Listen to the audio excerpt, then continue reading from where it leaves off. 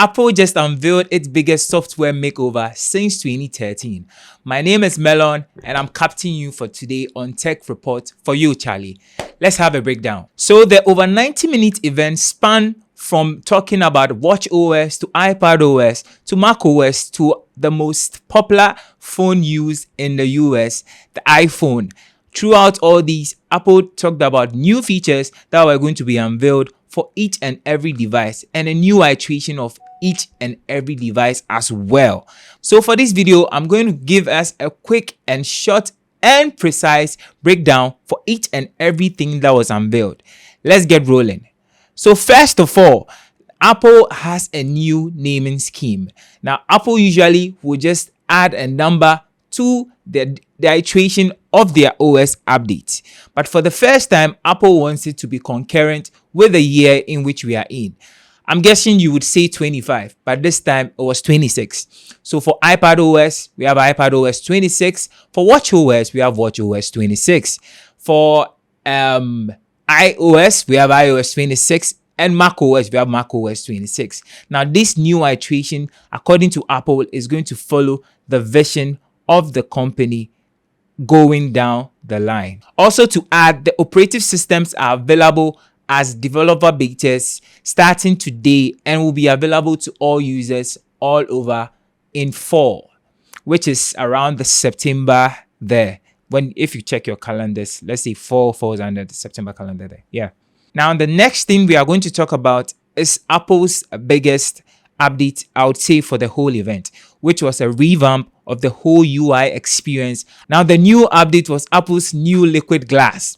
Now, Apple is revamping the design across its operative systems. Now, they will have a new liquid glass design that is themed, that adds more transparency to buttons, switches, sliders, text, and media controls throughout all interfaces. Now, the date, time, notification preview on iOS 26 lock screen will also have an adaptive new look, allowing you to get a clear view of your wallpaper behind all text. Now, for our iPads, which will be iPadOS 26, don't forget, Apple did also a major revamp to the whole iPadOS experience. For the first time, Apple is bringing its major iPadOS multitasking, which is going to make it easier for iPad users to have a more computer-like experience. Now, new windowing capabilities will let you resize app windows, place them around your display, and open more windows at once. It also adds a more precise mouse pointer and a new menu bar.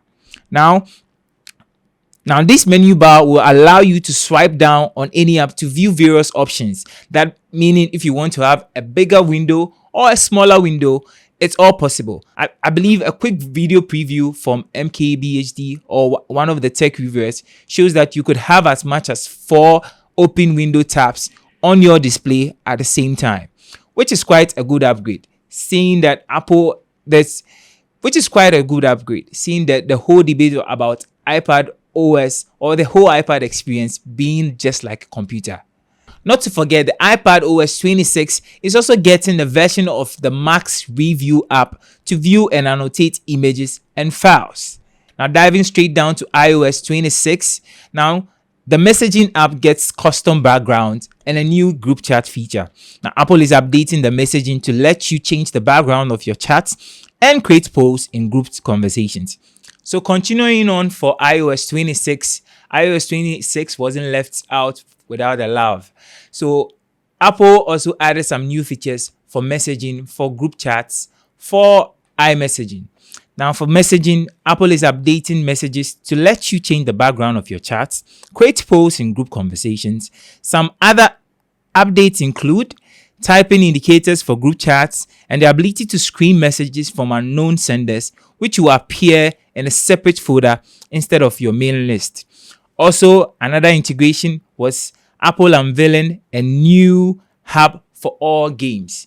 Now, this gaming app is going to be, as I said, across all devices. So you are going to have the same experiences on your Mac and on your iPhone and your iPad as well. I believe this is Apple trying to come for the gaming ladder, which has been occupied by Windows and I would say all other console devices as well. So heading on to macOS 26, which is going to be named Tahoe.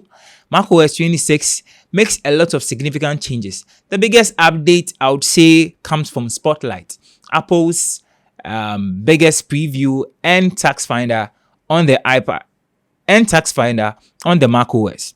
Now, the next macOS software update would introduce an upgrade to Spotlight that would make you search results more relevant with personalizations and filtering options to help you search for specific files, folders, apps, and messages. Now, it also adds the ability to take actions like sending an email or creating a note.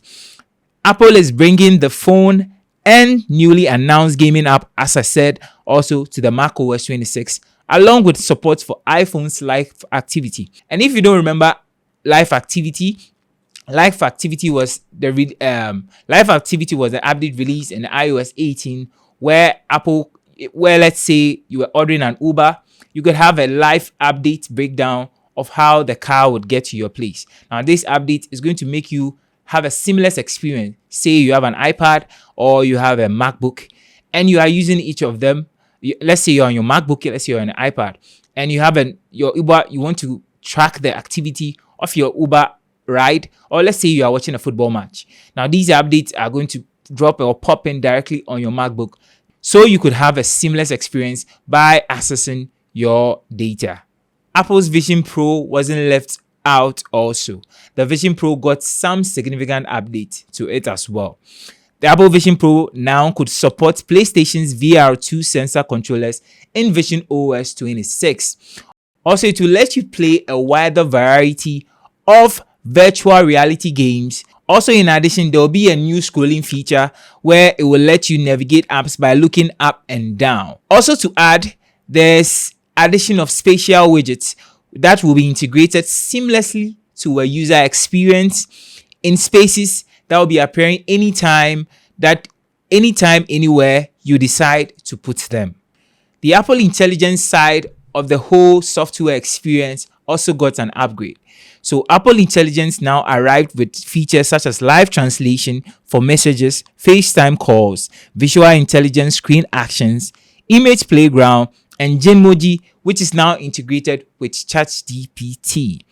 All these will be on device and privacy first, as Apple says as always. Now, other highlights of the event was watchOS 26 having a new AI workout buddy. This is supposed to help you automatically integrate into your new workout when you start it. Also, not forgetting the AirPods got some love as well under these events. Now, with your AirPods, you can remotely control camera triggers. So you can give a trigger to take pictures in situations where it's deemed necessary. So from liquid glass to on-device AI integration and much more, this has been a quick breakdown of the whole 90-minute event hosted by Apple yesterday under the WWDC event. This has been Melon captaining you for today on the Tech Report for Yo Chale platform. Make sure you subscribe, like, follow all our social media platforms. This has been me again for now. Hoping to see you next time. Bye for now.